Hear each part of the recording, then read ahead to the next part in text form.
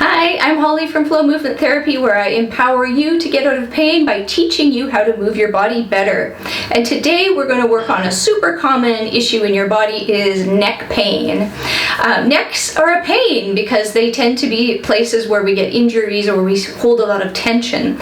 And we tend to then want to stretch them and do some things to try to make them feel better.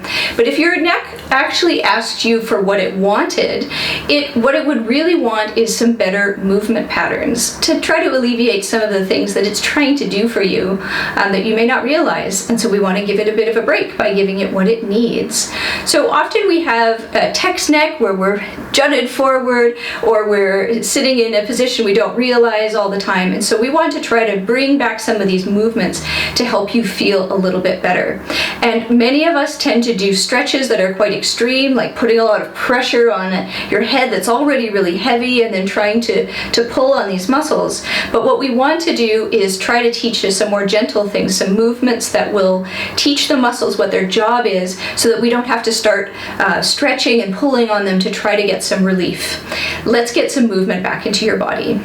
So if you like my content, make sure you subscribe so that you don't miss out when I put up some new videos. If you like this content, make sure to hit the like button so that I know that you're enjoying it and I'll make more of what you guys like. So let's get on with the exercises today. First of all, what we're going to do is we're going to work on how to move your skull so that we can teach the movements of your skull to help coordinate with your rib cage later. This is going to teach all the muscles around your neck how to get long and then how to get short to try to get you some of that movement that we want so you feel better. So we're going to start off with moving forward and back. So with our skull, that means we're going to look up to the ceiling and down to the floor. But what we want to do is we want to keep everything stacked up nice and tall. So we're going to think about having a skewer or a shish kebab, your plane of rotation right through your ears. So your ears are going to be on top of your ribs, on top of your pelvis, and we're going to rotate around that point, which may be unusual for you. It will make your movements a bit smaller, but cleaning them up will take away some of those aches and pains. So we're going to practice looking up to the ceiling and then down to the floor without our neck moving forward and back. So we're going to look up, thinking about rotating around your ear canals and looking back down to the ground while moving around your ear canals. And for many of us, we tend to go forward as we look down because we spend our lives in that sort of position. So making sure your ears are staying still, especially when you do the nodding forward part. And that will get you some good stretch in the back of your neck. Looking up on with everything rotating around your ears will give you a good stretch along the front. If you want to work a little bit on what's going on in the jaw, I made a video of that and you can find that in this link up here.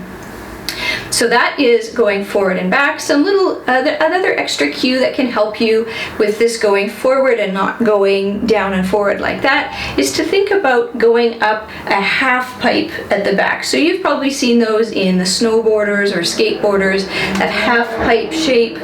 So we want to think about when you're going nodding forward, think about your skull is going up the back of the half pipe.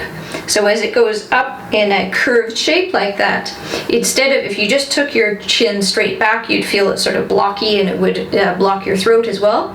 But if you go up and back, it's a much smoother ride, just like the shape of the bones that connect your skull and your neck. So that's our forward and back. We're going to do two different versions of our side to side.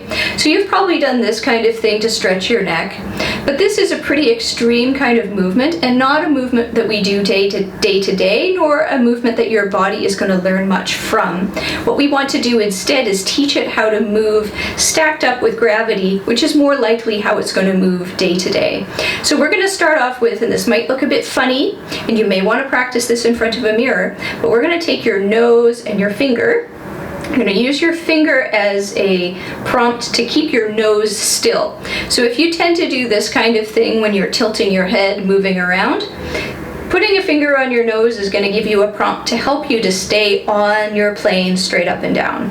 So we're going to do our side bends, just little movements, and you want to keep that prompt with your nose to keep your nose right in the middle like a steering wheel for your skull, to try to get the movements up towards the top of your neck. And these are the subtle little movements that we make throughout our day, especially when we're walking, super small little movements. But we need to clean those up so that you can equally move smoothly and cleanly left and right. Now we also need to be able to do some movements a little further down in your neck. So we're going to think about our nose again, and you want to think about your nose drawing a rainbow shape. So as I go up and over to the right, we're coming down to the bottom of the rainbow on the right, and then we're going up through the center, and then we're going down to the bottom of the rainbow on the left. So this isn't a big neck stretch like this. This is still keeping your head on top of your ribs, but we're drawing a little bit of a bigger arc to get the lower parts of your neck bending side to side. And so again, checking out in the mirror, seeing if you can do that equally left and right, bringing back that movement for your body. The third one for your skull will be your rotations. So we want to rotate to the right and rotate to the left. But I want to give you a prompt that's going to help you with that movement. One of them will be taking your eyes first. So where your eyes go, your body likes to go. So seeing if you can get your eyes to initiate that movement, to get them to go first. The second one is to think about rotating from the back of your head. So think of taking the back of your skull to pull your skull in that direction. So as I go to the right, I'm going to think about pulling my skull to the left from the back to initiate those movements. And a lot of the movements that we do in our skull are managed by muscles at the back of your skull. So thinking about using those muscles at the back can facilitate some of the movements that we're trying to get cleaned up. So that's the movements of our skull. We're going to now add the rib cage to that. So whenever we're doing these next three exercises, you're going to keep your eyes on the horizon. And what we're doing here is we're teaching your skull and your ribs to play nice together. We're keeping them stacked on top of each other so that they can find a coordinated movement. So we're going to keep our eyes on the horizon, and we're going to work on our chest. So I want you to lift and lower your chest, but you're going to keep your eyes still on one spot in front of you. And what you'll notice is that keeping your eyes still but moving the ribs and your upper back is you're going to start getting some of this motion that we were having in your skull a moment ago. So you'll notice that when you lift your chest and you get broad across your collarbones and you keep your eyes still, it's causing you to go into this tilting forward position with your skull. So that is a position we've just practiced. You practice doing it this way, but we can get the same motion by keeping your eyes still on the horizon, lifting and lowering your chest, and coordinating the two of those together. Now with our side to side, remember we had two different ones. We had the one here and we had the rainbow one. So our side to side motions, we can do the same with our rib cage. So we want to think about the breastbone as the horn on the car, on the wheel, and it's going to be rotating around that spot. So not side bending like this and going side to side, but keeping your head above your ribs and going side to side.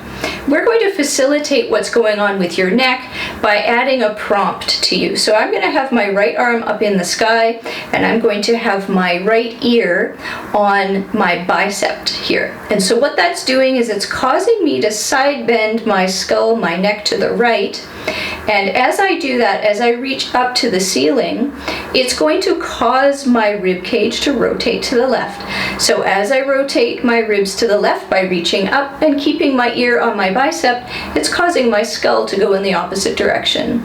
So we're just going to reach up to the ceiling, keeping your ear on your bicep. And as you reach up and get long on that side that you're reaching on, it's going to get this nice opposition that we're looking for between the skull and the rib cage to help with, you'll feel length along here for your neck. And of course, the other side. Gluing my ear to my bicep, reaching up for the ceiling, getting long on the left side here and getting long on the right side of my neck. And so just going through gently, getting some movement to get those oppositions that are missing in your body. Our last one is our rotations. So again, eyes are going to stay on the horizon. I'm going to be rotating my rib cage. So as I rotate my rib cage and keep my eyes still, it's causing a rotation throughout my neck. So my neck is rotated by just the fact of staying with my eyes facing forward. So here we are teaching your rib cage to rotate to cause a rotation in your neck without actually rotating your neck. And this is what happens when we move through life.